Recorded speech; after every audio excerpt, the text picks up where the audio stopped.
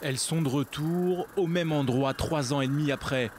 Une vingtaine de tentes ont été installées pour protester contre le coût de la vie en Israël et plus particulièrement celui du logement à Tel Aviv. Et celui qui se tient derrière cette nouvelle protestation, c'est lui. Pour ses 40 ans, Shai Cohen a décidé de passer à l'action et d'organiser son anniversaire sous forme de protestation sociale. À 15 jours des élections, il appelle les politiques à se réveiller. On a l'impression que cette campagne électorale se déroule au-dessus de l'atmosphère, dans un autre monde. On assiste à une campagne agressive où les partis font des vidéos ridicules. Juste Daesh et l'Iran sont à l'ordre du jour alors que le citoyen israélien souffre de dettes et ne peut se loger correctement. On paye plus que dans n'importe quel autre pays la location ou l'achat d'un appartement, sans parler des systèmes de protection sociale qui s'effondrent.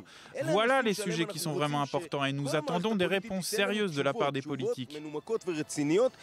Après un appel via les réseaux sociaux, des dizaines d'inconnus qui font face aux mêmes difficultés ont décidé de se joindre à lui et d'installer leur propre tente.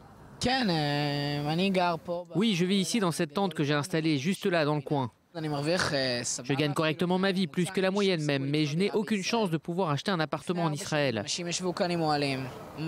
Il y a 4 ans, les gens étaient déjà ici avec leur tente pour protester. Et depuis, les prix ne sont pas restés les mêmes, ils ont augmenté, que ce soit au niveau de l'immobilier ou des prix de la nourriture, et personne ne fait rien.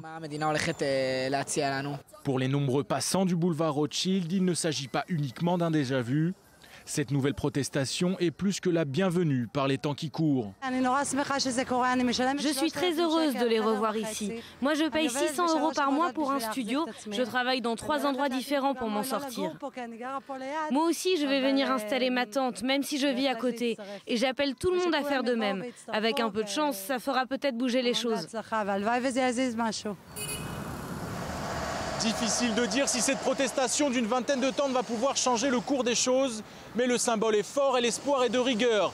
Car pour ceux présents ici aujourd'hui, 3 ans et demi après la protestation des tentes de l'été 2011, rien n'a changé et il est temps de se faire de nouveau entendre à 15 jours des élections.